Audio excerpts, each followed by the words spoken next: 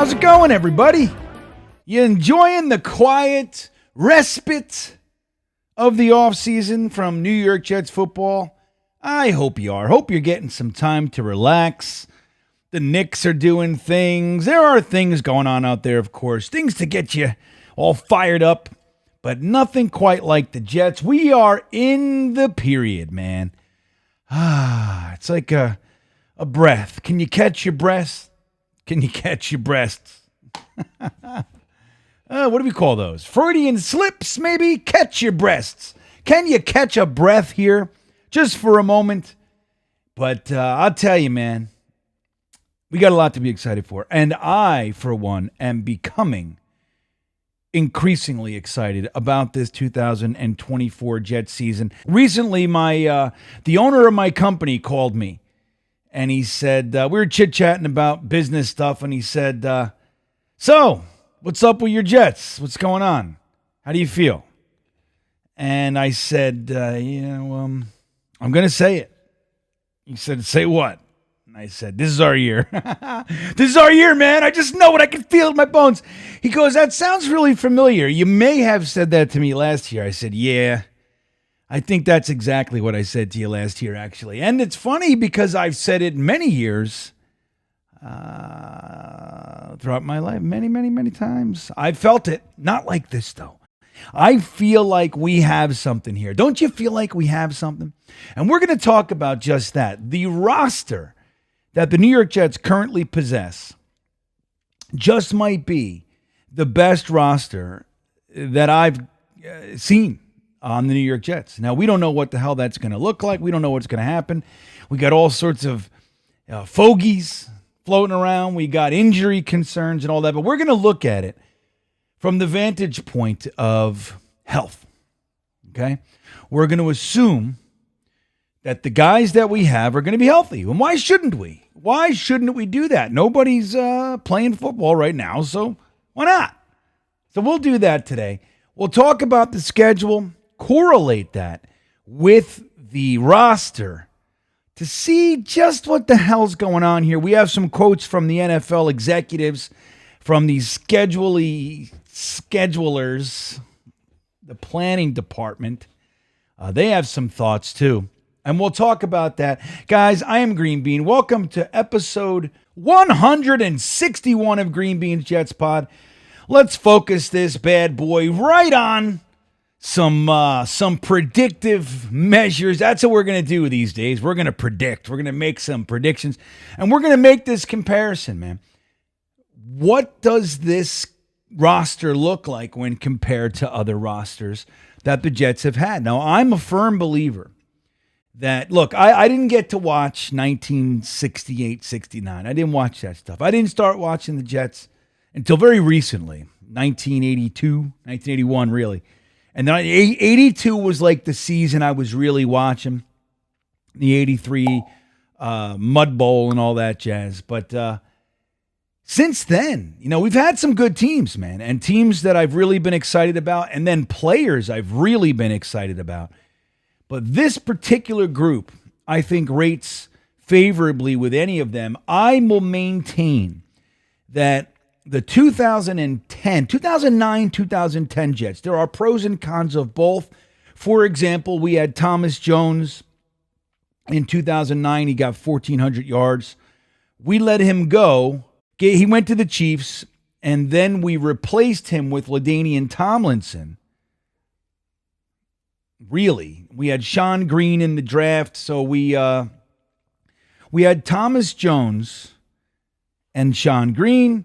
Then we had LT and Sean Green. Now, Thomas Jones did better than LT for the New York Jets, 1,400 yards to 900 and change the following year. So there's that. We took a little bit of a dip, even though I loved LT and I thought he was great for us. We took a dip. And at the same time, we added Santonio Holmes, so we still had Jericho Cotchery and Brad Smith, but we added Santonio Holmes to that mix. So we had Braylon Edwards and Santonio Holmes instead of Braylon Edwards after week 5, I think it was, when we traded with the Browns in 2009, and Jericho Cotchery. So you see it there's some good and bad, but I think 2010, when you looked around the league, we were the best team in football. That's how I see it. Now, we didn't make it to the Super Bowl because of whatever, but that was the way I saw it. I still see it that way. Now, back in 98 with the Parcells teams, that team was another one. That was a juggernaut.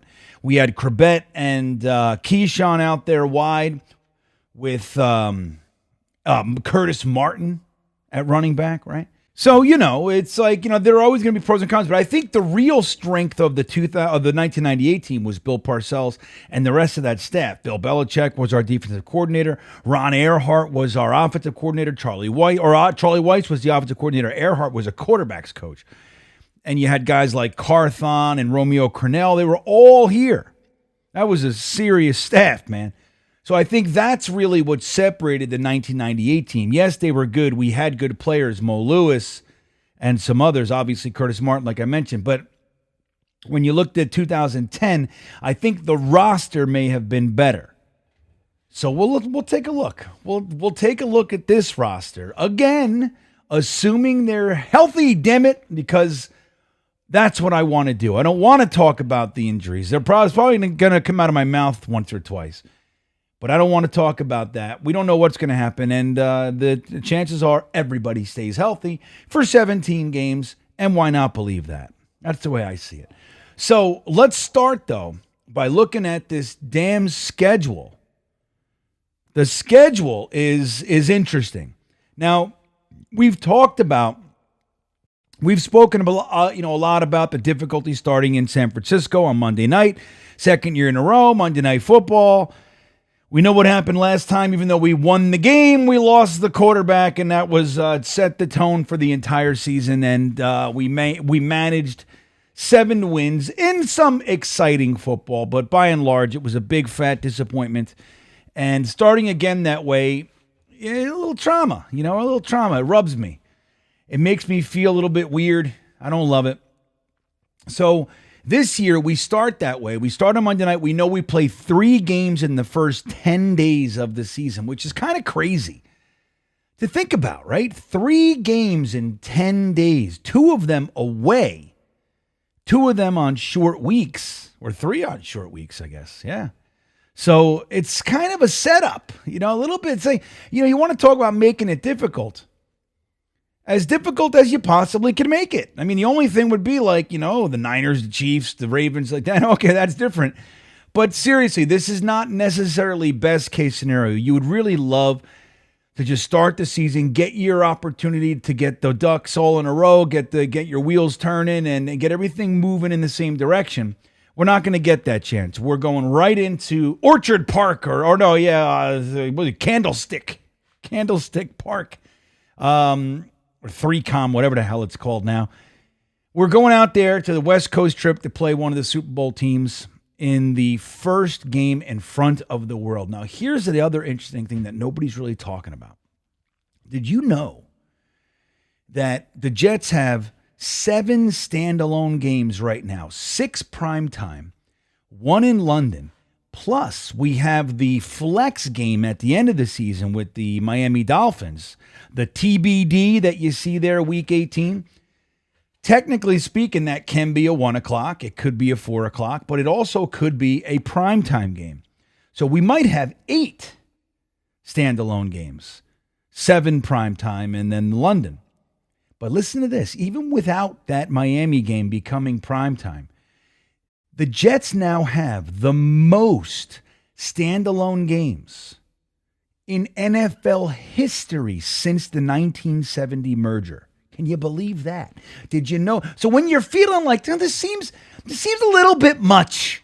It seems, I don't know. I mean, yeah, every team, when you're good, you got to know you're going to play more nighttime games in front of the world. Yeah. But if you're feeling like, even with all that, it feels a little rough. Well, it is a little rough. No NFL team has ever done this since the 1970 merger, which, by the way, is right after Super Bowl III. So when we're talking about, when you try to whittle it back to like, well, how long is it? It's a long friggin' time. It's Namath. That's how long it's been. No team has done what they're asking the Jets to do this year. And for a team that's been 7-10 2 years in a row, less wins the year before that, and hasn't been to the playoffs in 13 years, it just seems like you might be pushing the envelope a little early. Presumptuous. That's just what it feels like to me. And if any team has had to deal with things like bad luck and jinx and all that kind of stuff, it's the New York Jets. The Jets curse, we call it. Shit, even last year, all the buzz, the hoopla going into Monday night, the American flag, the buzz, the energy, the atmosphere. Oh my God, everybody was nuts. Highest grossing game in NFL history. We were most watched up to that point. The buzz, man. And the Jets curse said, I'll give you 4 plays. That's it. 4 plays. Get a nice run from Breece Hall. Get a defensive holding. And an Achilles. There you go. How's that feel for the Jets curse? So, to me, you'd love to see your team get the opportunity to catch up with everybody else. Yes, teams like the Chiefs, the Niners, the Ravens, and so forth, they've earned it. They're up there. Get them primetime games, do all the stuff. But with us, we haven't done anything in the longest time. It just feels like maybe we shouldn't be the team to break the record. Is that fair enough? Can I at least say that? Look at these games. You got the Niners away, Monday night, followed by the Titans away. Now, technically, that's kind of a breather game, they're saying, but I don't know. I don't look past anything. In their house, it's probably their home opener, I don't know. And then follow that with Thursday night football against the Pats. Like, yeah, great, thanks for giving us the Pats early, but I'd really love to just play the Pats on a Sunday at 1 p.m., and kick their face in normal style. Why Thursday night, the 3 games in 10 days, it gives them the opportunity to kind of have that energy boost over us. And I don't like it. It's like every opportunity they can to make sure that the Pats can compete. And like for a team that's dominated us for 20 years, we just beat them for the first time in 15. Like, again, you know what I mean? Like, why you got to give them any brownie points? Why do you got to give them any odds to their favor? Why? And Zachy Poo comes back to town on the 29th of September. Then we're back on Monday. No, this is the London game, October 6th. Standalone against the Vikes. New quarterbacks, Sam Darnold, all that kind of stuff there. So some storylines. October 14th, we're back on Monday Night Football. Against the Bills. So we don't know what the hell they're going to be this year, but they're still the Bills. Until proven otherwise, they are the cream of the AFC East, right? Until proven otherwise. Follow that with Sunday Night Football. Like, what shit? Why give us a Monday night? Why give us a Sunday 1 o'clock? Why not? Just throw them out on fucking Sunday Night Football now. They're in Monday night. They're in London. They're on Monday night and Sunday night. Stick them in there. Then we get the Pats again. Away this time at 1 o'clock. There it is. There it is. Then on Halloween, Thursday Night Football against the Texans. And then we follow that with the Cardinals. Then we got Sunday Night Football again. So look at this. Not only this. So we have the most standalone games since 1970. But we also squeezed them all in the first 11 weeks. So it's like, holy macaroni, dude. Like, so the truth is that we could, God forbid, if all this goes against us, by the time you get to like the, 5 consecutive 1 o'clock games with Seattle through Buffalo, depending on Miami, right? We don't know what that is, last game of the year. We could be in trouble. We could have, that's a gauntlet, man. That's a gauntlet. And it just seems a bit much. A historic gauntlet, everybody. Now, the teams themselves, we don't know. The Bills may be less than they were. The Titans could be a bad team. The Pats are where they are. The Vikings got a whole bunch of new stuff going on. So the Steelers aren't necessarily the Steelers of old. They have 10 wins last year, so you can't take anything away from the Steelers. You can't just assume they're going to be one way or the other. They're good. They're a good organization. Texans are surging, right? Young quarterback extraordinaire. So it's going to be tough. And again, when you're thinking, oh, it's just this, it's not just anything. This has never happened before. Since the merger, guys, since the AFL and NFL decided to join forces and make one league called the NFL, this hasn't happened. So again, when you're feeling like it might be much, it's because it is. And anybody telling you not to feel a certain way, oh, this is just the normal blah, blah, blah, blah, blah, they're wrong. It's not normal. It's not normal, especially for a team who hasn't made the playoffs in 13 consecutive years. Teams like that just don't see schedules like this. So we'll see how it goes. But that'll bring us to the roster. So the roster itself, what does the roster look like? Let's take a look at the roster, huh? And for that, we'll do the intelligent gripe. Now look at this thing. Look what Joe Douglas has done. Now the Joe Douglas, if you don't know, is the guy that droves and droves of Jets fans wanted to fire last year. Now the record, which is mainly the thing that people use to be against the Joe Douglas regime, right? I think it has there's weight. There's definitely weight there. The record, right? But that's not all Joe Douglas. Joe Douglas is compiling a roster. Now, injuries have been his Achilles heel, man, with no pun intended. But you look at what he's put together here, and we're seeing ESPN and some other organizations come out and say the Jets just might have the top roster in the NFL. Now, that's something. That's GMing at its finest. So let's take a look at this. We got a wide receiver group that starts with Mike Williams, and we know what he is. Garrett Wilson, we know what he is. In my opinion, Garrett Wilson has the opportunity to become the best wide receiver in Jets history. We don't know what'll happen, but he's got that potential. So far, so good.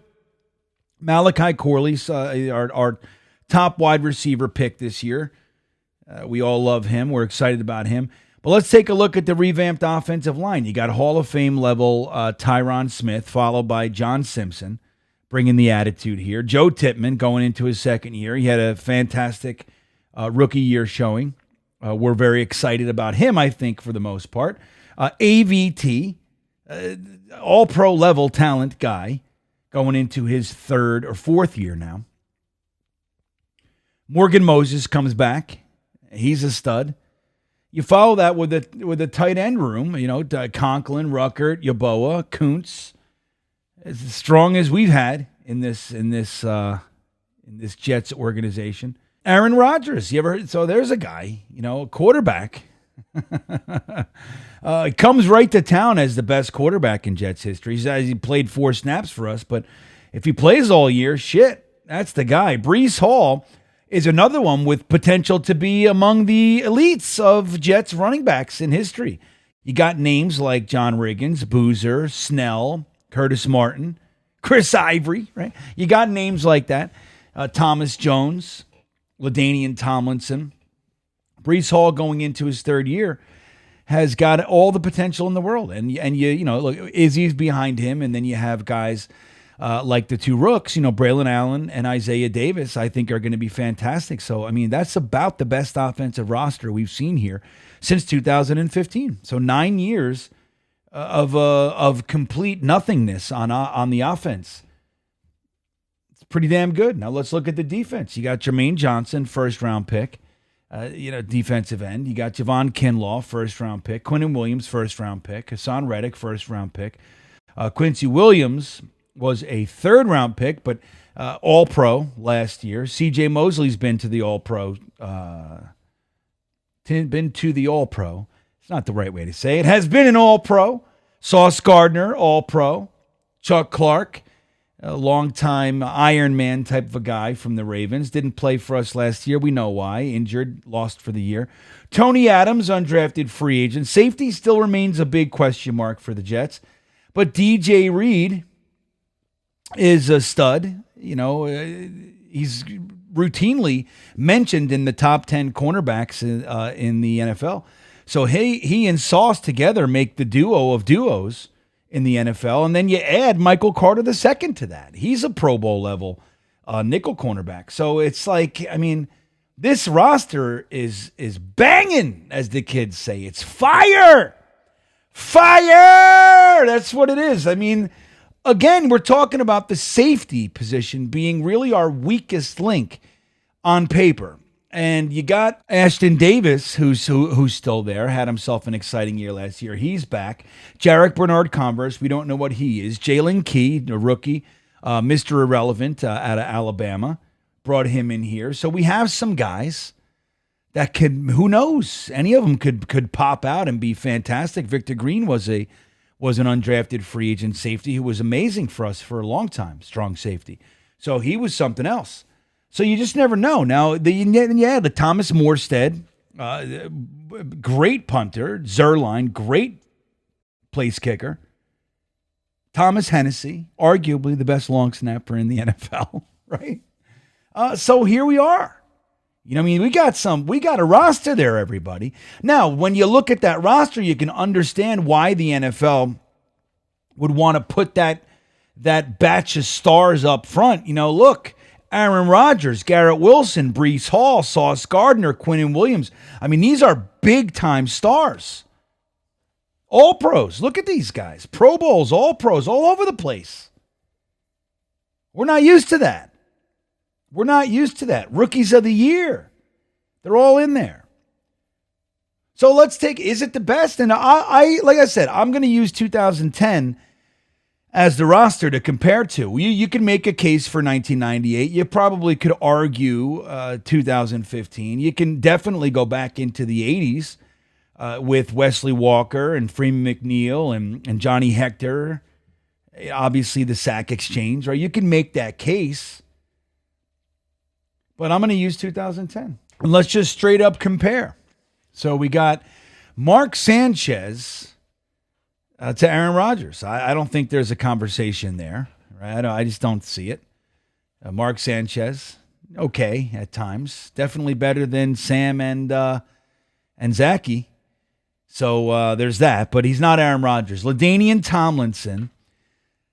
Breece Hall. Now, you can't really argue that Breece Hall is a better back than LaDainian Tom. Maybe he ends up being, but we're talking about a third-year pro versus LaDainian Tomlinson, who was going into his second to last year as a pro. But look, he had 914 yards. You know, Breece Hall eclipsed that. He had almost, 1,600 all-purpose yards.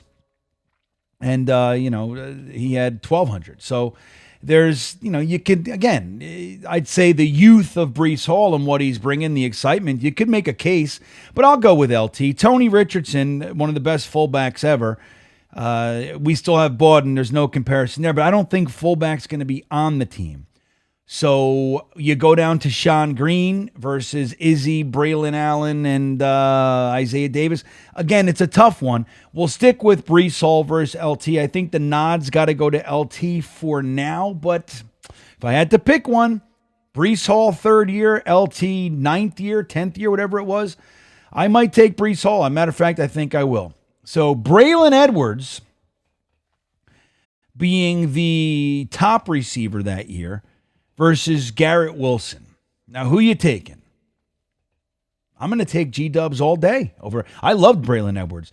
I'm taking Garrett Wilson over Braylon Edwards. Santonio Holmes versus, let's look at it, Mike Williams. Santonio Holmes was electric, but he also brought with him a whole bunch of baloney that we saw degrade the team in 2011 and 2012. Just not a good guy. So I would say I'd take Mike Williams, a healthy Mike Williams over Santonio Holmes. Dustin Keller, 55 catches for 687 and 5 touchdowns. Conklin, you can give the nod to Keller. I think Conklin's a better blocker. And the tight end room, there's no comparison. There's no comparison. But you can give the nod to Keller here. Now look at this. You got a year 4 DeBrickashaw Ferguson and Nick Mangold. This is going to be tough to beat. DeBrickashaw Ferguson, he's not Tyron Smith, but DeBrickashaw Ferguson was never injured. Never. He missed one snap in his entire 10-year career, and that wasn't because of injury. It was because of some weird play or whatever the hell they did. Matt Slauson versus Simpson. Slauson was a mainstay for us. He was probably the weak link on that line, but he was good. He was feisty. He was known for kind of getting into little squabbles and stuff like that. Good player. 6th round pick. Played very well for us at left guard. So I don't know. Simpson, Slauson, I think it's a push. Mangold over Tippmann, there's no conversation. You're going to give that to Mangold. Brandon Moore, undrafted free agent defensive tackle, started for the Jets for, I think it was 9 years, 8 or 9 years, starting right guard for the Jets. Amazing. And he was great. So you got AVT. Again, if he's healthy, AVT, Brandon Moore, there's no comparison. But Brandon Moore was out there, baby. He played all the time. He's also the butts portion of the butt fumble, if you guys didn't know that. That's Brandon Moore's butt, everybody. Sanchez gets all the credit, but there needed to be a butt. And Brandon Moore provided that for such a famous play, which is nice. Damian Woody versus Morgan Moses. I'm going to give the nod to Damian Woody there, too. So the offensive line, we got question marks. I think we compare nicely, but the nod has to go to the 2010 offensive line, especially with where we stand now because of the question marks. Moving over to the defense, Sean Ellis versus Jermaine Johnson. I'll take JJ over Sean Ellis. It's tough. I loved Sean Ellis. He was like solid and always there, and he had his games. He was very good. But he was never that, like, dominant. Outside of some games where he dominated, he was not like a dominant player. He was very good, very strong for us, and I love him. But I would give it to JJ. I think I'd rather have a young, ascending Jermaine Johnson over Sean Ellis at his best. Sione Puha versus Quinn. Now, it's a 3-4 versus a 4-3, so it'll have to be adjusted somewhat, a little bit. But Quinnen Williams versus Puha. Come on. Mike DeVito, and I loved Puha and DeVito up front. They were run stuffers. Mike DeVito, Javon Kinlaw. I don't know, for today you can give it to DeVito, I think. But I think Javon Kinlaw, Leaky Fotu, those types of guys, I think they'll probably be able to provide more than Mike DeVito was. We'll see. We'll see. Brian Thomas, the guy, I tell you, I liked Brian Thomas. He was with us a long time. Very good player. Strong, solid, good player. Not the Ed Reed that I wanted in that draft, damn it. And we took Thomas over Ed Reed. So there's that. I won't taint him too much. He was good. But when you get over there and you look at Hassan Reddick versus Brian Thomas, again, I'm taking Reddick. Bart Scott instead of Mosley. Interestingly enough, former Ravens. Bart Scott at this time was a thumper.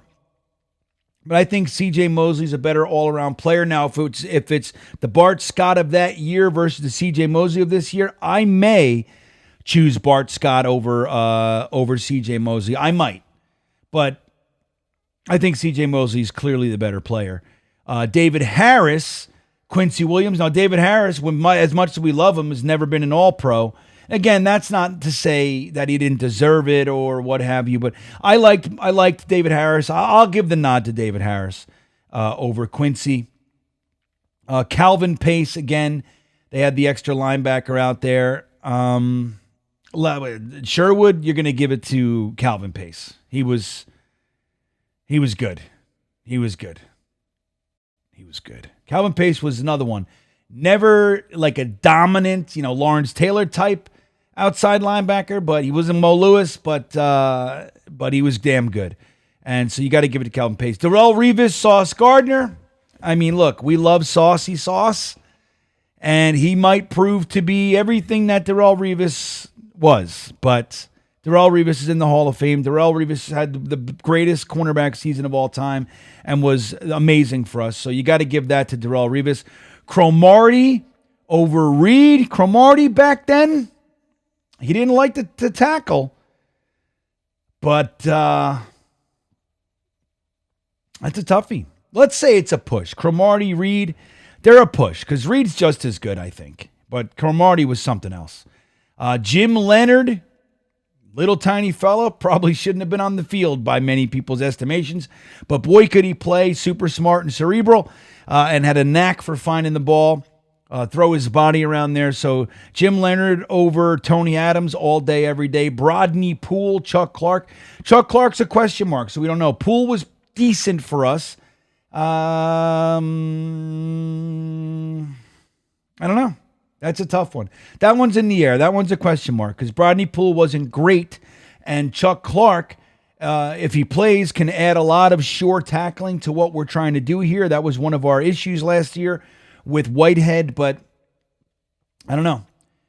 It's hard to say. It's hard to say because we haven't seen the guy. So I don't know. What do you think? You think our roster compares favorably to the 2010 Jets roster? In my opinion, the best roster that we've had. Again, I could dig into the 80s and do that, and I might land on one of those. But I'd say that this roster on paper is as good as any Jets roster that we've seen, and it makes sense why the NFL would do what they did and totally screw us over with this friggin' schedule, man. It's baloney with this thing. Now, let me read you a quote real quick. Let me read you a couple quotes from the NFL scheduling people.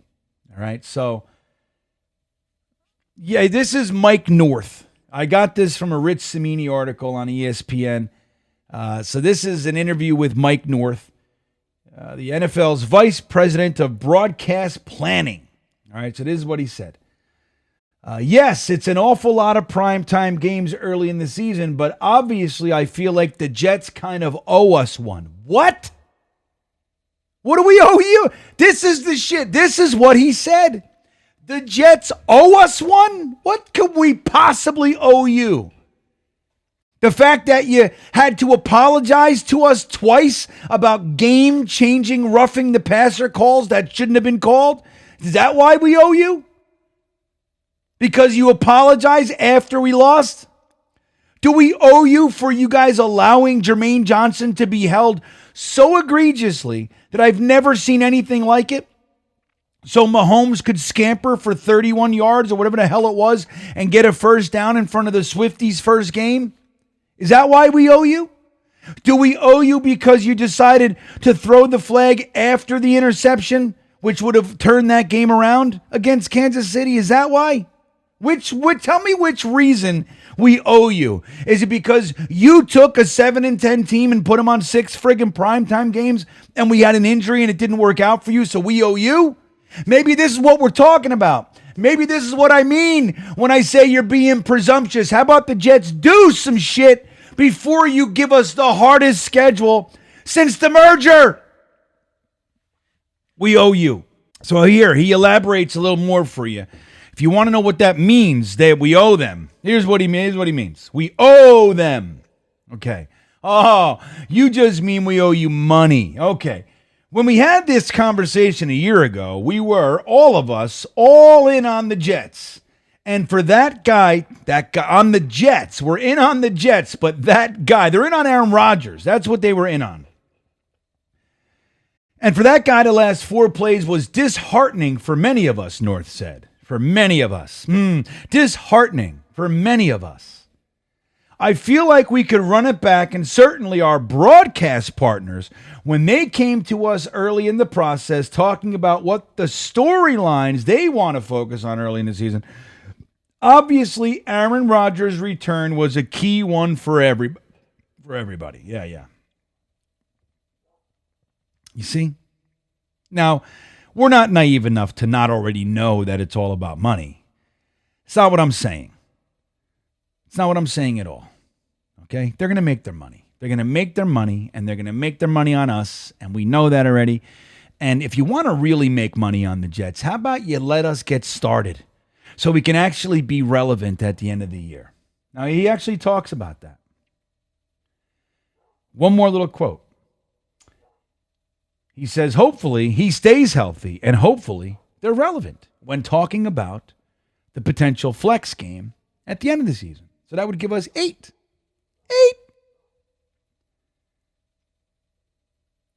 if they're relevant.